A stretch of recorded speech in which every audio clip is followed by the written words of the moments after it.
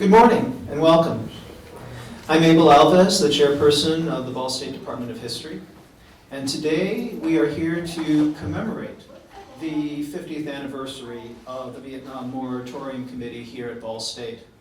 Commemoration is the appropriate term. The period was a period of both light and darkness, as perhaps all historical periods are. Maybe that's a truism.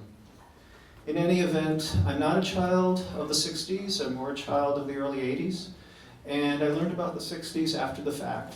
I hope today I learned that hope survives, and that a belief that things can be made better still survives in the midst of the year 2019. In any event, I'm just here to first of all thank people that have sponsored this event.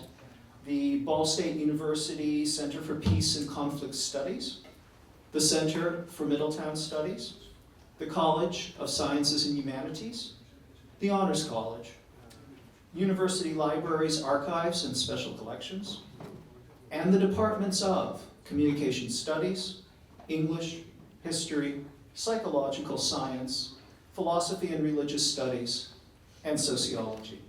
We'd also like to thank a number of private donors who have contributed to this event. Without further ado, I'd like to introduce Dean Maureen McCarthy of the College of Sciences and Humanities. She will actually start things today, and the conference is about to begin.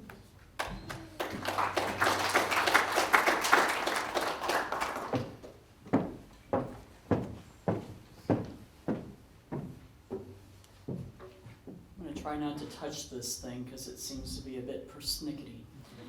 So welcome. I have the great privilege of serving as Dean of the College of Sciences and Humanities here at Ball State University, and I want to welcome each of you, students, faculty, alumni, emeriti, staff, and members of the community to today's event. In 1969, a small group of Ball State students organized the Vietnam Moratorium Committee to express their dissent. They added their voices to the swelling opposition to the war on college campuses across the country. The largest protest demonstration in U.S. history took place on October 15, 1969. Today's conference will examine the consequences of these developments on students, veterans, their families, and their communities. As a co-sponsor, the College of Sciences and Humanities is fulfilling its declared mission to provide an education that empowers our students to learn in the classroom and the community, where they can gain knowledge and experience that help them create meaningful and purposeful lives. The college seeks to inspire innovation, encourage intellectual curiosity, and broaden students' social, cultural, and scientific horizons. These aims coincide with the conference's mission, which hopes to inspire a conversation across generations about the role of grassroots activism aimed at addressing the promotion of peace and the reduction of conflict in ways that are relevant and contemporary. Both align with the university's strategic plan goals of fostering community engagement and societal impact, enhancing institutional effectiveness and inclusive excellence, and graduating lifelong learners who lead civically responsible and meaningful lives. Now, allow me to present conference co-convener, Dr. Michael Doyle, Associate Professor Emeritus of History. He will introduce the first speaker, Dr. Mary Posner, who graduated in 1972 from this college with a bachelor's degree in English with honors.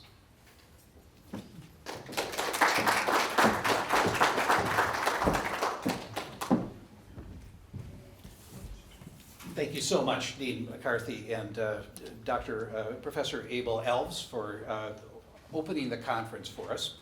This conference has been 20 months in the planning, and I want to make sure that we begin by you knowing that it would only be happening if Dr. Mary Munchell Posner had come up with the idea and pitched it to me saying that she wanted to try to pull together a reunion of people who had been active on this campus 50 years ago, but not just to get together to tell old anti-war stories and reminisce about the period. Essentially what they wanted to do was to find a way to make their experiences available to the rising generation of activists on our campus today. So she had the best quip at the reunion last night that we held at the Alumni Center. She said, I'm a clinical psychologist who needed a historian, and I found that in Michael Doyle. But after nearly 2 years of organizing this session, he will need a psychologist when it's all over, and I will find that in her. So it's a closed hydrological loop. Mary, I cannot say enough good about her, but I will say very little right now, except to let you know that she epitomizes the peace activist. She is not somebody who came to this campus in the late 1960s to be involved in anything except getting a bachelor's degree. And if I'm not mistaken, she was sort of casting about for whether it was going to be English or something else. She did minor in psychology, which is what she ended up getting her doctorate at IU in 1978. But in 1969, she was alerted to the fact that all energy was being absorbed into the Vietnam War, both by the drafting of young men of 18 years of age or older, or the students who were on campus, particularly the male students who were subject to the draft, and a lot of questioning about Vietnam. There wasn't really a curriculum on college campuses in 1965 when President Johnson decided to escalate U.S. involvement in support of South Vietnam. And in April of 1965, the first teach-in happened at the University of Michigan in Ann Arbor, and it provided a kind of a template for what college campuses could do to augment the learning that they could not actually get in their formal curriculum. What I like about this example of a grassroots student-run movement for self-education is that it goes back to the very origins of the modern university in the medieval period, when it was the students that organized to rent a hall. Often it was a tavern or a room above a tavern, and they were the ones that hired the faculty. And if they didn't like the faculty, the students fired the faculty and hired others. If they didn't like the drift of things and thought too much power was going to the faculty, they simply went and rented another hall and started over. So at the origins of the idea of the modern university, there were students who were hungry for knowledge that sought out experts who could then come and help them become self-educated. Because ultimately, all of us are self-educated or we're ignorant. The universities play a really important role in showing how to learn more efficiently. We concentrate resources in these places, and we try to find a way for students to become active learners more efficiently, processing knowledge, processing the information they're exposed to into knowledge, which they can turn around and apply in a variety of ways.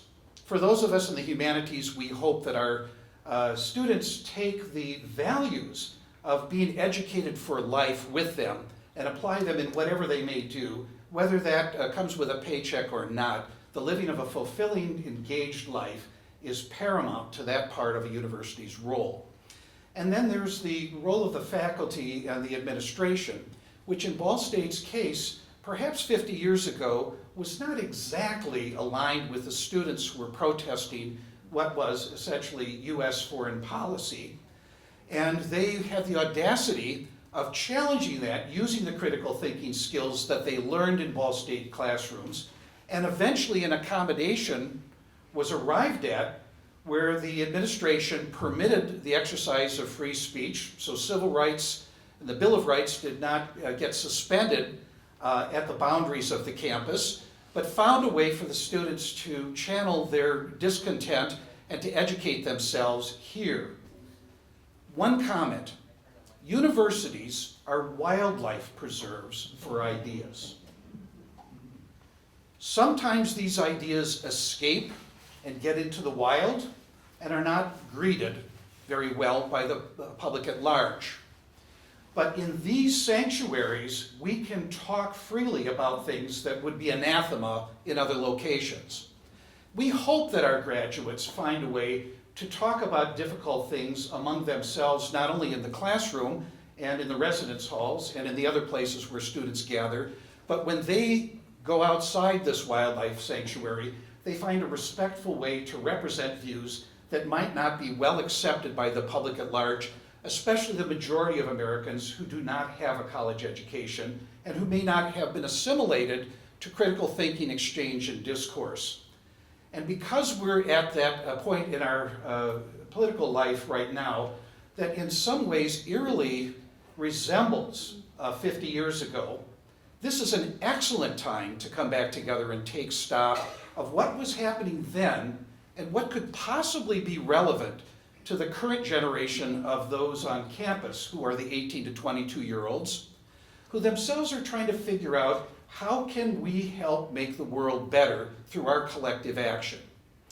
So what I would invite you to do today is to listen to Mary's story about how she went from being just a regular student here to somebody that helped organize an effort that attracted national news attention, and then went on to a career that it continues her desire to serve underserved populations by working as a clinical psychologist in Tell City, Indiana, where she is the only practicing psychologist for her entire county in that Ohio River part of Indiana. And she doesn't even have a receptionist, an appointment secretary, or a billing secretary. Mary does everything herself, and she helped to organize this conference. So, without further ado, I'm going to introduce Mary by playing a 6-minute clip that the Huntley-Brinkley News Report aired 50 years ago, and that will give you a flavor of who Mary was, and then she will pick up her story there and unite it to the Mary that she is today. So let's see if we can get the tech to work.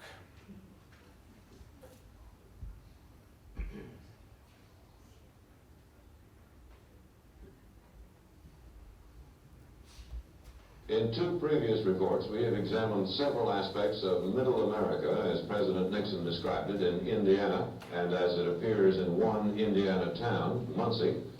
A 3rd report, and a phenomenon that did not come to Muncie first, but it did come, student protests against the war. They went to Indianapolis to protest President Nixon's appearance. They might not have made this trip in February if the town of Muncie had not fought their anti-Vietnam War demonstrations in November and December. The Moratorium group at Ball State University was small, and it had little support. But Muncie tried to fight these young people, most of them from middle-class or conservative families. The result was polarization, an irreconcilable split between the young people and the Muncie establishment. There you go.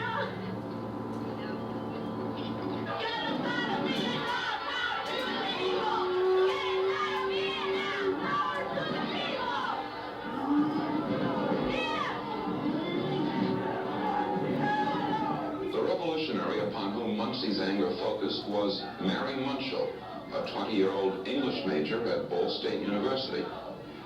She is from a large Catholic family which lives a quiet life in Indianapolis.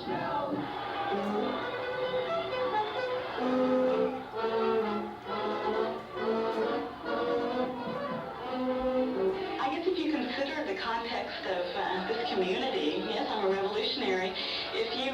If you're for peace nowadays, that's being revolutionary, and I think it's a sad comment in our society that is a revolutionary idea, but it seems to be.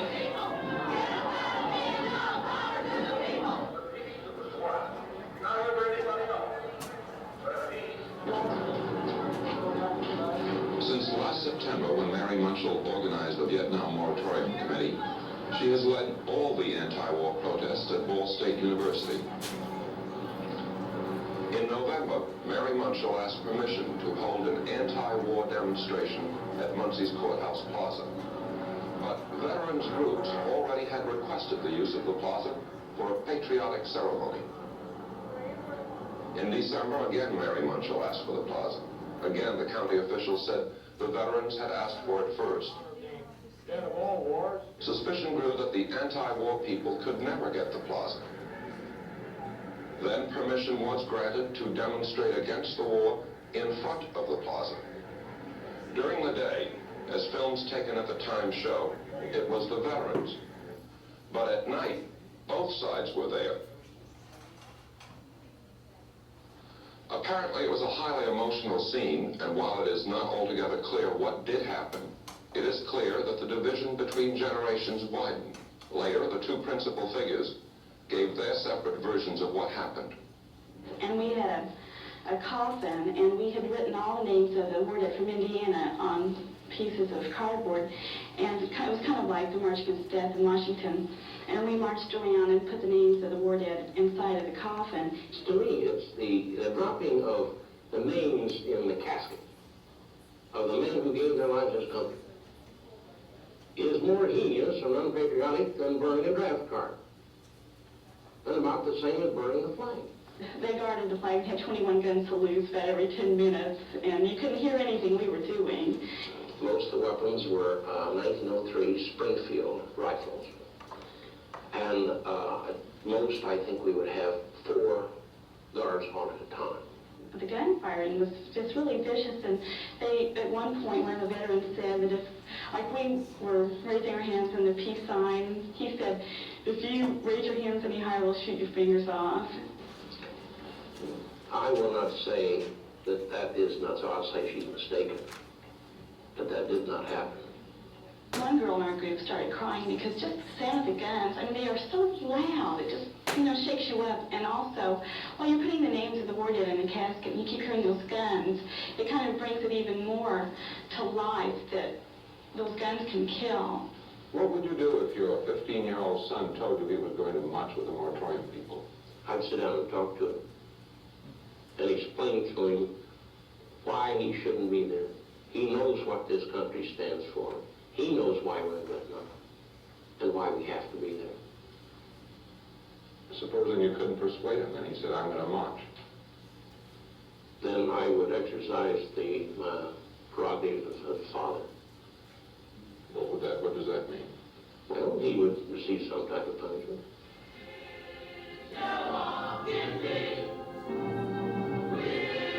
After the December confrontation, Mary Munchell helped Muncie high school students organize their own anti-Vietnam War organization, which they called Students for Peace.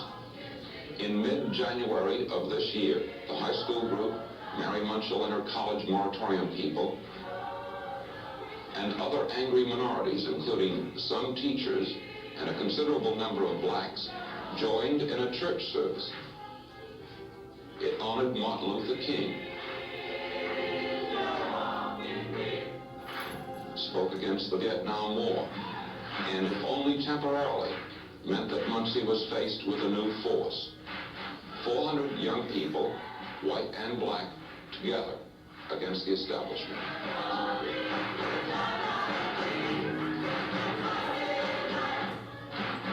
Dean Braylis, NBC News. Good night for NBC News.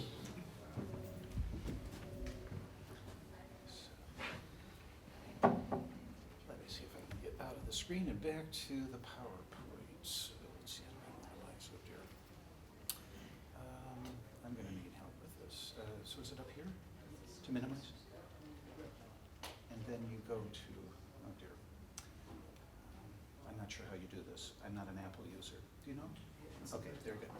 What I was just going to mention parenthetically, the Huntley-Brinkley report was one of the first nationwide evening news reports that went to a half an hour right before this report was done. The producer was Shad Northfield, who happened to be somebody who wooed my mother in college, and then he went off to war with my future father and were wounded in the invasion of Germany. So that generation was the World War II vets, and there was a lot of consternation between them and those people among their children for whom they had fought for their freedom to come and tell them that they were opposed to war. So would you please welcome Mary, and she'll take it from here.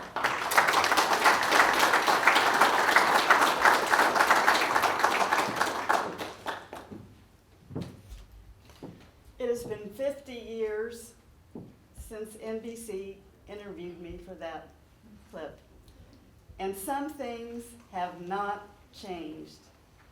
If being for peace is revolutionary, then I am still a revolutionary.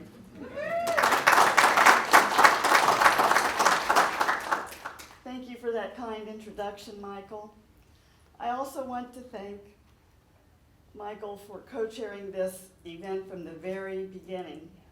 We have been a real team. This conference would not be taking place without his tireless efforts to make it happen. There are several other people I wish to thank. Dr. David Perkins, a recently retired professor of psychology here at Ball State, was the first person with whom I spoke about commemorating this anniversary. David and I attended graduate school together at Indiana University. I reached out to him about 2 years ago and asked him if he thought it would be feasible to have a 50-year commemoration. He immediately put me in touch with Dr. Doyle, and things went from there. I want to thank Mary Gomez and Charles Heitkamp, who were key members of the original Vietnam Moratorium Committee and came to the first meeting of our anniversary steering committee.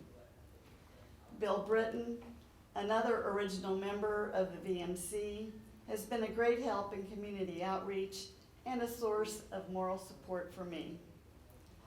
I want to add my thanks to the many departments here at BSU and individuals who generously donated funds for this event.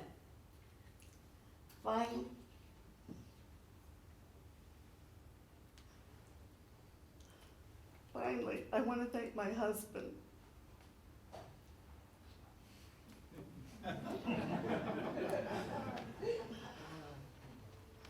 Lou. He was serving as a journalist in the Navy in Vietnam. At the same time, I was organizing protests against the war.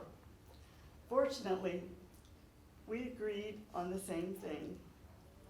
He even risked court-martial to write an essay for the underground newspaper here at Ball State, The Only Alternative, about why we should not be in Vietnam.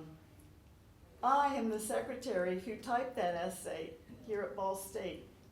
We met when he returned from Vietnam, and the rest is history. Thanks for all your help, Lou.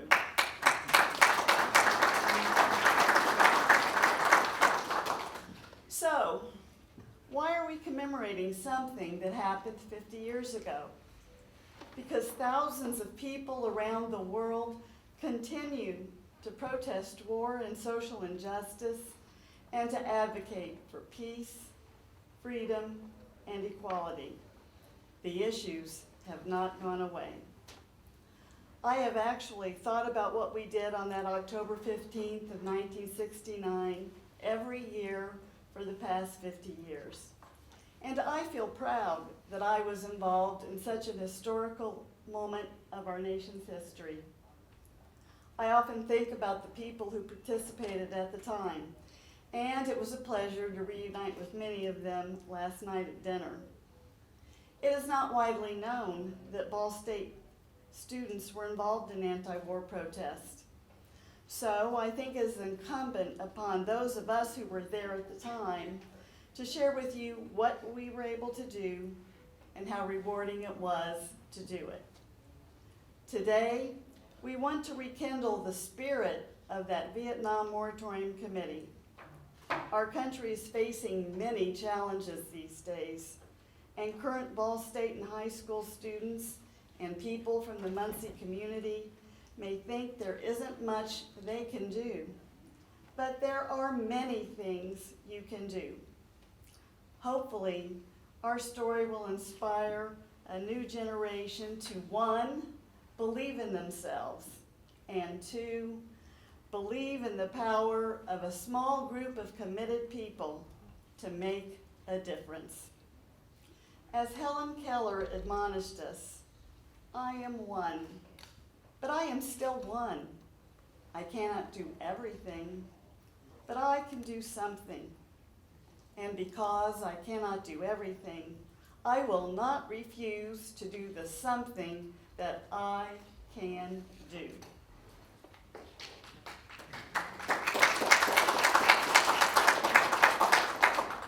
Just as we lit a memorial flame to start the November moratorium in 1969, we want to rekindle the flame of responsibility, dedication, and hope that is needed to carry the message of peace and social justice forward into today's world. To put things in context, we can ask, what were things like at Ball State in 1969? Back then, there were only about 17,000 students compared with today's 23,000. Back then, tuition was $540 annually.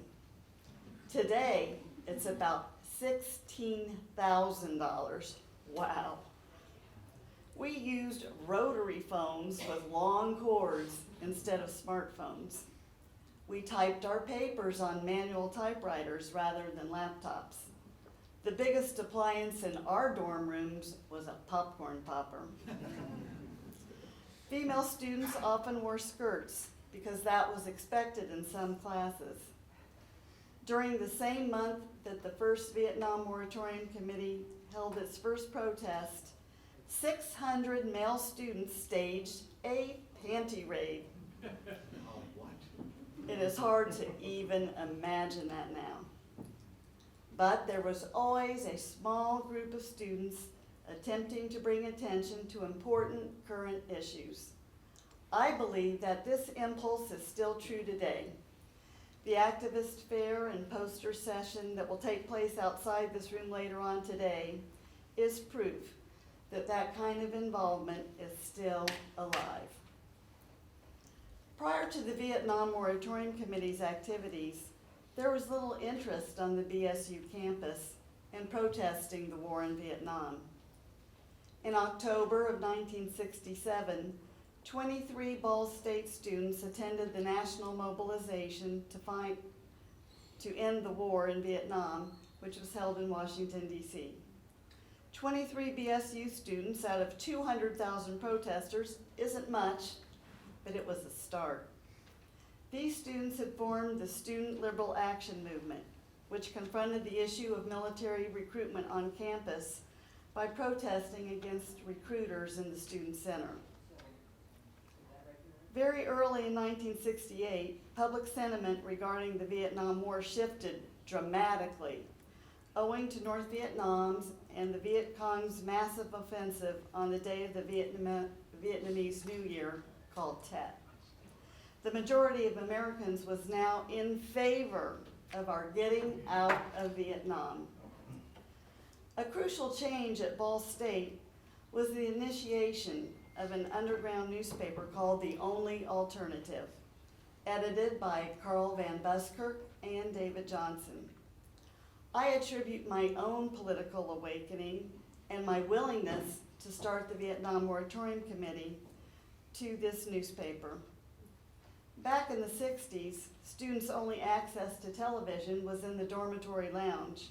There were no TVs in our rooms. The internet hadn't yet been invented. President Nixon did not bombard us with Twitter feeds. Because I didn't read a daily newspaper, the only alternative was my lifeline to the wider world. I was especially affected by stories about the war in Vietnam. A photo of the results of our use of napalm moved me to my core. I could not believe that good Americans could do such horrendous things to our fellow human beings. During the summer of 1969, I was employed as a clerk typist at an insurance company in Indianapolis. I got tired of the mindless chit-chat during our coffee and lunch breaks and decided to post a photo on the office bulletin board of people who had been napalmed. Boy, was I naive. It did not take long for me to be hauled into the conference room for a meeting with my supervisor. I was accused of being a communist and was told that postings like that did not belong in the office. He almost fired me, but gave me a second chance if I would be quiet. Later that summer, I requested time off to attend the National Student Congress in Texas. The management of the company refused my request. They told me that I couldn't change the world and that I should stick to the system. That was my last day on that job. It was also the last day of my quiet life as a sorority girl. I did go to Texas, and that is where I learned about the National Vietnam Moratorium Committee. I returned to Ball State in the fall and tried to find someone with experience to head up a moratorium committee here on campus. No one wanted the job. So I stepped up and took charge. Frankly, I didn't know what I was doing, but my heart knew it was the right thing to do. I tell this story in the hopes that someone in the audience will listen to his or her own heart and do what needs to be done to make our world a better place. There isn't time for me to give a history of the war in Vietnam, but let me take a moment or so to let you know how the National Vietnam Moratorium Committee came about. After Richard Nixon took office in 1969, Americans continued to lose their lives in Vietnam at the alarming rate of almost 250 a week. Although Nixon talked about plans for peace with honor, nothing seemed to change. Jerome Grossman, a political activist from Massachusetts, called for a general strike of the war if the war did not end by October of 1969. David Hawk, Sam Brown, David Mixner, Marge Sklinker, and others began to organize the Vietnam Moratorium Committee. Brown's concept was that protests should take place in communities rather than on college campuses so that people in the heartland would feel like the issue belonged to them. The idea was to have a series of moratoriums on ordinary activities, starting with October 15, 1969, as a way of pressuring the government to end the war. The National Committee encouraged people and communities all around the country to organize their own events on that day. It turned out to be the largest nationwide peace demonstration in U.S. history up until that time. Some 2 million people took part in hundreds of locations. Ball State was one of those places. We held the first meeting of the Ball State Vietnam Moratorium Committee in September 1969. There were probably 20 or 30 students who attended. Several of those former students are with us here today. We were brimming with enthusiasm, dedication, and hope, but short on experience and knowledge of how to get things done. The Ball State Student Senate refused to support the VMC twice. The Ball State Daily News editorialized against us. I was shocked. I knew we would have an uphill battle, but this was the first sign of what a steep incline we were facing. We were truly on our own. Our little group worked feverishly to plan a program for the month of October. We were lucky to have political science professor Quentin Davis as our faculty advisor. Our focus was on education. We believed that if people were educated about what was going on in Vietnam, they would naturally want to put an end to the war. We printed leaflets about the war to hand out, ordered buttons to sell to raise money, organized teach-ins and speeches on various aspects of the war, and showed a film. We made a decision to read the names on the steps of the administration building of all the American servicemen who had already died in Vietnam. we planned to end the day with a memorial service. It was hard to sleep on the eve of October 15th. We didn't know what to expect. We woke up to a beautiful fall day and were very grateful for that. We had scheduled events throughout the day. The Newman Center, the place where Catholic students gathered, declared a Peace Week and held a special Mass. Members of the committee, including myself, took turns reading the names of all the servicemen who had died in the war.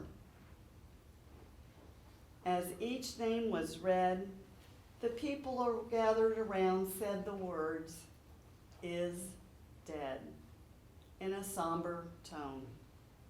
We did this with respect and concern, and it made the consequences of being in that war even clearer. More than one of us cried after we read our list of names. It took 24 hours to read them all. The reading of the names of the war dead proved to be extremely controversial. Many people felt it was a betrayal to use the names of men and women who had believed in what they were fighting for.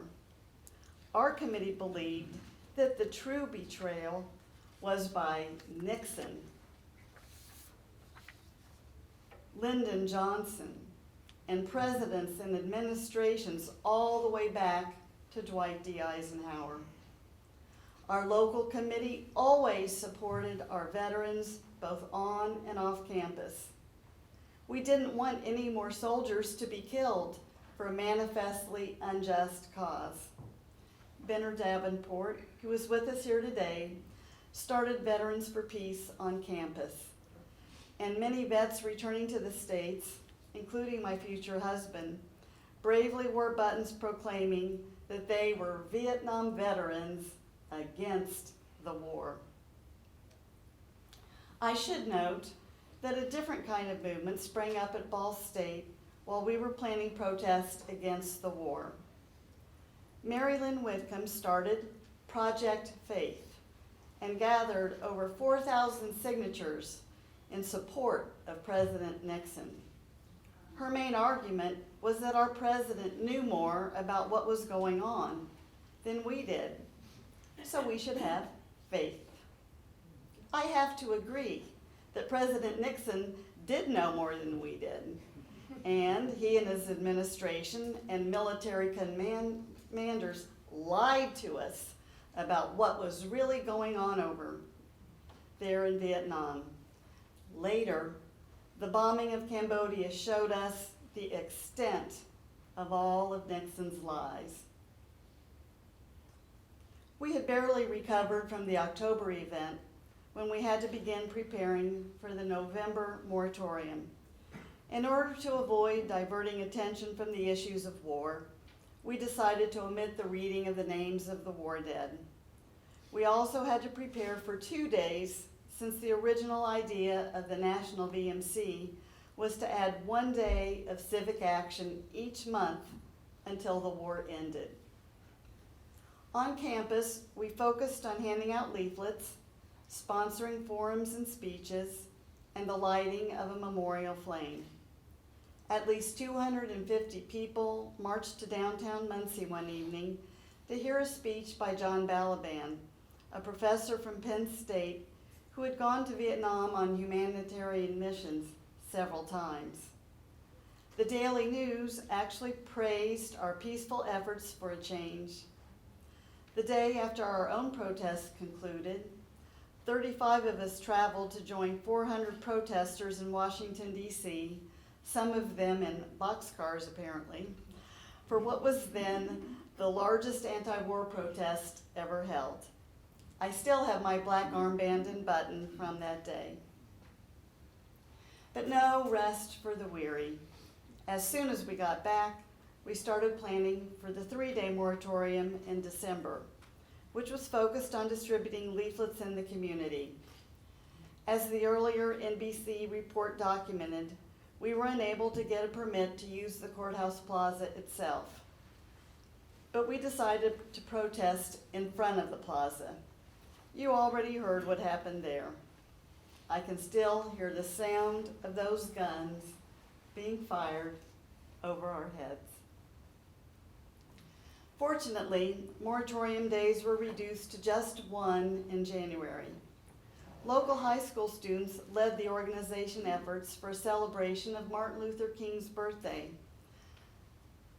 on January 15th, and we filled a church in South Muncie. We also focused on working in the community and canvassing students in dorms. February was our opportunity to confront President Nixon head on. He was coming to Indianapolis, and we intended to be right in front of him, or so we thought. Our group headed to Indianapolis on a bus with signs that said, "Books, not bombs." We were confined to an area behind some buses so that we could not be heard, but be seen. School bands played in front of us so we could not be heard. And police on rooftops aimed rifles at us so we could not get out of hand. Our efforts in March focused on draft resistance. Over 140 potential draftees signed a "We Won't Go" petition. I think our keynote speaker will have more to say about that later on. Following the televised report by NBC News that you saw at the beginning of my presentation and the persistent efforts of Charles Heitkamp, we finally got permission to use the courthouse in Muncie for the next moratorium in April. In April, the VMC observed a 3-day fast. The proceeds of the money saved by not eating were to be donated to help refugees and injured civilians in Vietnam. Many of us fasted, but the university refused to reimburse the money saved by skipping meals, so very little money was raised. The chairman of the National Vietnam Moratorium Committee, Sam Brown, was our major speaker at our downtown taxpayers rally. It was our biggest rally so far and attracted 350 protesters. David Kamens, here today, who was running for Congress on the Republican ticket, kind of facetiously, I believe, also spoke. After the April moratorium, the National Committee was disbanded due to massive debts. On the Ball State campus, activism focused on the environment, and the first Earth Day was held on April 22nd, 1970. And it drew wide support. As if we were no longer paying attention, Nixon decided to bomb Cambodia shortly after that. Kent State students protesting against the Cambodian bombings were gunned down on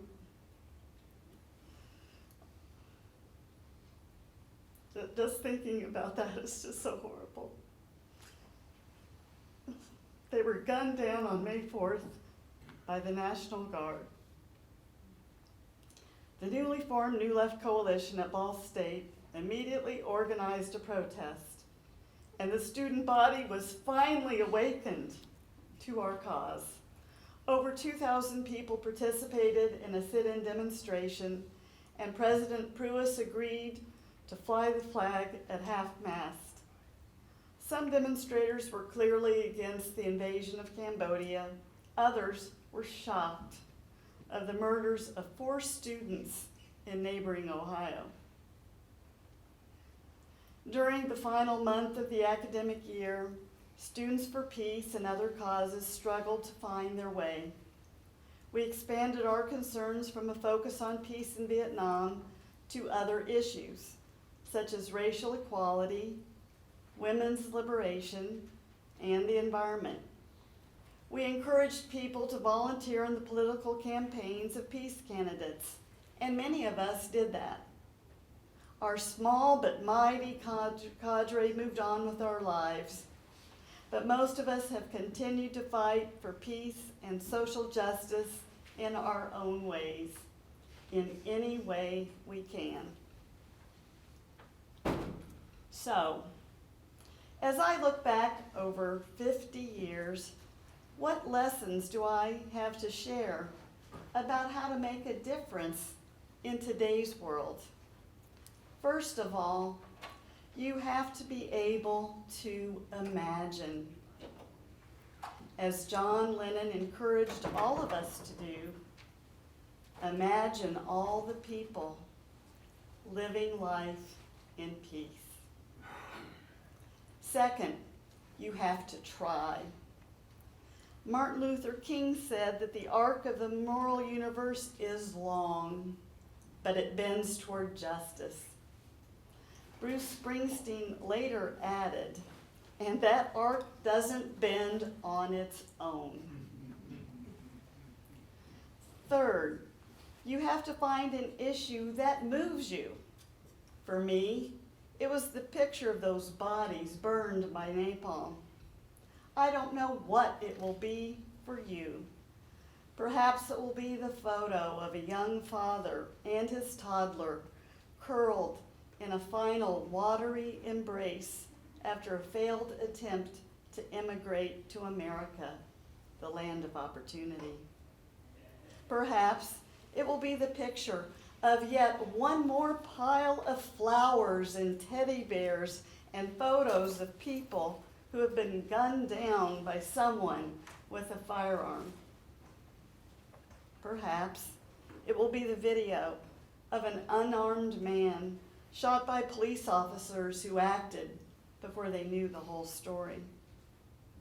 Perhaps it will be the image of starving children who cannot escape the consequences of climate change, or just a polar bear stranded on that last piece of ice.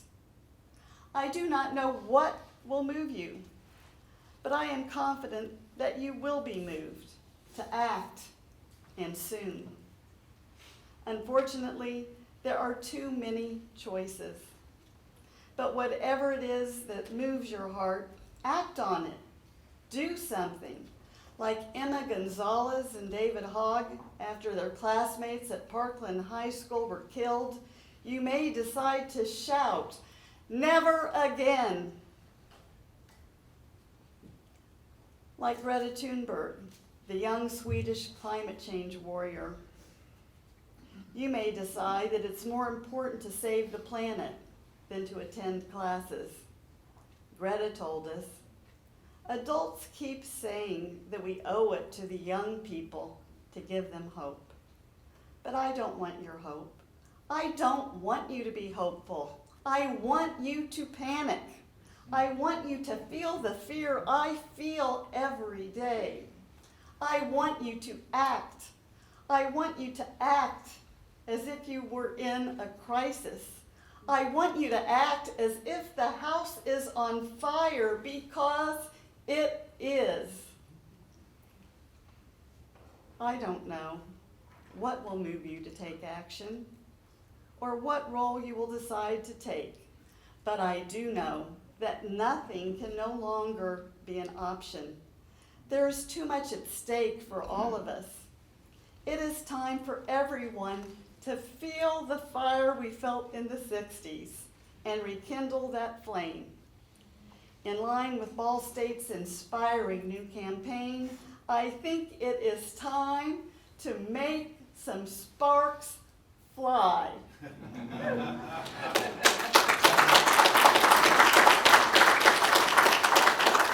can do it. Thank you.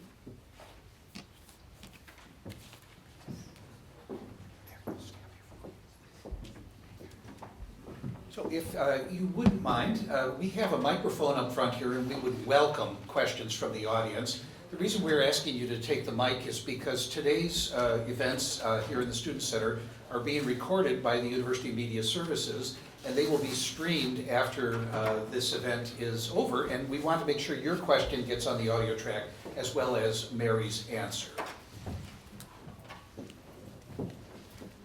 So I'd just like to welcome everyone, and do you have a question? Thank you. Thank you so much for your talk. That was really inspiring. My question is about, you mentioned that you had a faculty advisor, but I was also wondering about other faculty involvement in those months. Were they coming to the events? Were they participating? What was the faculty involvement like in the moratorium committee? Okay, thank you. That's a good question. Quentin Davis, of course, was our main faculty support. David Kamens, who was a history professor, he's with us here today, was supportive.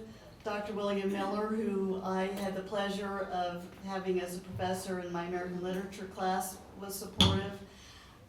Many faculty, including Dr. William Rinke from the psychology department, really believed that the focus should be the students. However, he traveled to Cincinnati and somehow, almost accidentally, got involved in a protest there and got arrested and spent some time in jail. So we know that a lot of faculty supported us, and they didn't attend meetings of the Vietnam Moratorium Committee, but they did join us at times. Personally, I never experienced any negative feedback from faculty. I mean, doing all of this, I was still attending classes, and I never felt any bad vibes from faculty. So I'd say we had some support. Anyone else?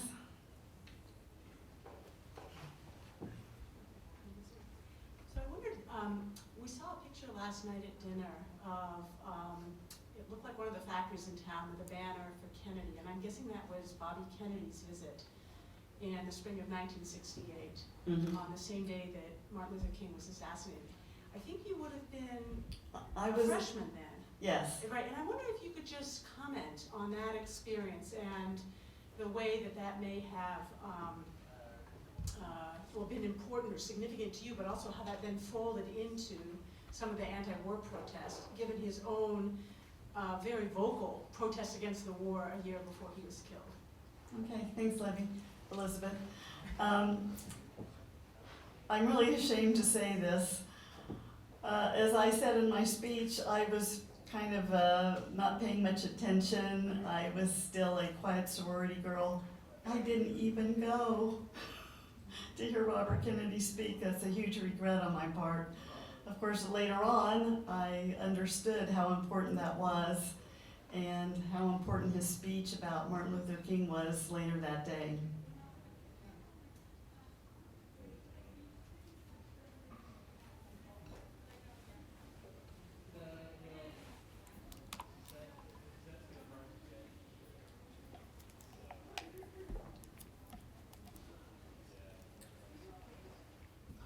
Turn this slightly so I'm speaking out as much as to you. My name is John McAuliffe. I'm from New York, from an organization called the Vietnam Peace Commemoration Committee, and also my own organization, the Fund for Reconciliation and Development. For the last, and I have a local tie, during exactly these years I was in Indianapolis doing ostensibly alternative service, but actually putting out the alternative paper in Indianapolis, the Free Press, and organizing for People's Peace Treaty and May Day. And I am racking my memory. Somehow, I don't remember, which shows how isolated you were in terms of the Nixon protest. I mean, it's hard to imagine. Maybe the Pulliam papers didn't bother to mention it to us at that point. But I wanted to say for the last 7 or 8, 9 months, we have been trying to encourage this kind of event to happen all over the country. We have a list of a couple of thousand people who are active in the anti-war movement. There are 2 or 3 one-off events happening, a half dozen one-off events happening, somebody's speaking. But this is far and away the premier event looking at that history and the consequences of that history, and we had nothing to do with it. I mean, if you want to talk about the model of the moratorium, of encouraging people from the grassroots to create, this is the model. We're doing an event in Washington November 15th, and I'm hoping now that we can get married and come to it to participate in it, because with Peter Yarrow and Cora Weiss and Christopher Appy and a whole bunch of other people who are active in veterans work, David Courtwright from Notre Dame. So, I mean, this process will continue. I was struck last night, and you repeated again today, how the seeds that you planted flowered after Kent State. And that happened all over the country. If the moratorium was powerful, the student strike that followed Kent State, 700 universities, colleges went on strike. And it's lost a little bit because there was violence in about 30 campuses. ROTC buildings were burned. But in most places, that's not what happened. But essentially, schools were stopped for the rest of the year in many places. And so what this process, the last thing I wanted to say is that we saw with the student anti-gun march and the women's march before that, that model of nationwide emergence, again, is following that path that you and many, many others set. So thank you very much for today, and I hope we will do our best to let other people around the country know about it, because you have, again, set a standard. Thank you, John.